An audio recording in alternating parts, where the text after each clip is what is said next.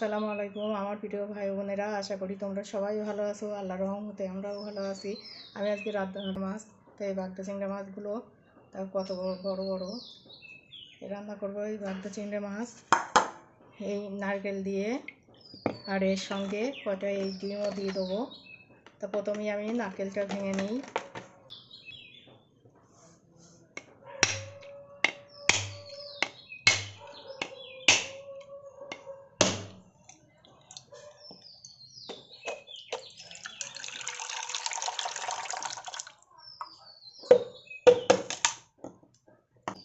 তো আমি এই দুটো নারকেলই ভেঙে নিয়েছি।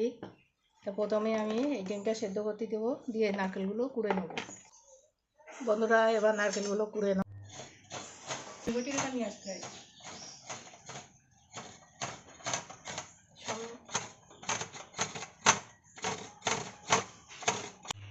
বন্ধুরা, নারকেলগুলো কুড়ে নিয়েছি। এবারে এই মাছগুলো কেটে নেব।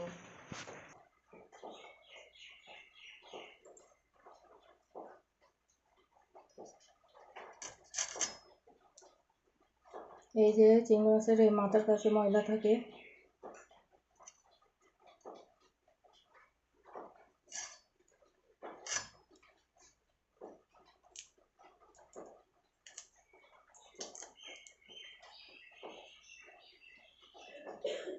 এর মাঝখানে শিরা,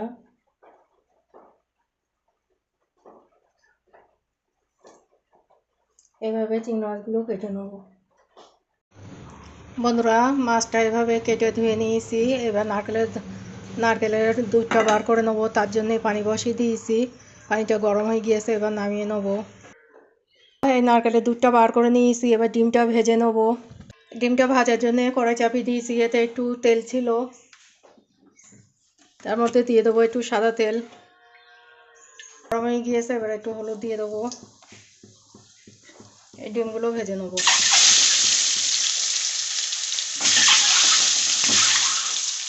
বন্ধুরা, ডিমগুলো ভাজা হয়ে গিয়েছে, এবার তুলে নেব। এবার ওই কড়াইয়েই তেল দিয়ে দেবো বাগদা মাছের কোরমা রান্নার জন্যে। গরম হয়ে গিয়েছে, কেটে রাখা পেঁয়াজ আর তেজপাতা দিয়ে দেবো।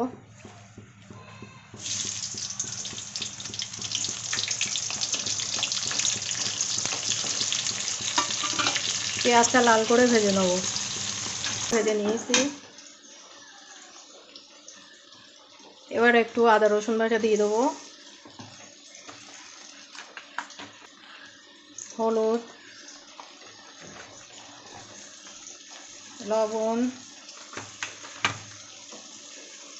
গুঁড়ো লঙ্কা, ভাজা জিরের গুঁড়ো,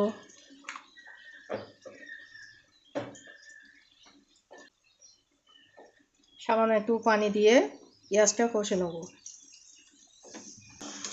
বন্ধুরা, আমাদের এখানে সকাল থেকেই বৃষ্টি হচ্ছে।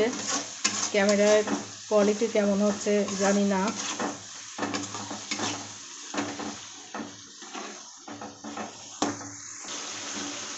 পেঁয়াজটা ভালো করে কষে নিয়েছি। এবার মাছগুলো দিয়ে দেবো, ভালো করে কষে নেব।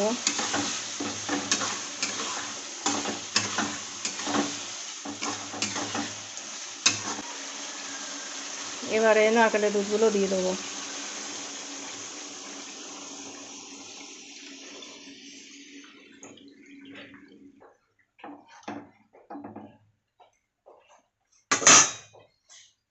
এবারে ভেজে রাখা ডিমগুলো দিয়ে দেবো। এবার নারকেলের দুধটা জাল করে করে কমিয়ে নেব।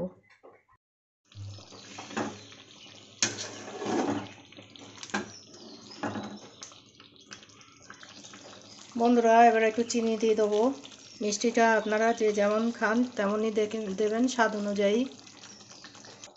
আমার এই বাগদা মাছ আর ডিমের কোরমাটা হয়ে গিয়েছে, এবার নামিয়ে নেব। বন্ধুরা, রান্নাটা কেমন হয়েছে কমেন্ট করে নিশ্চয়ই তোমরা আমার জানাবে।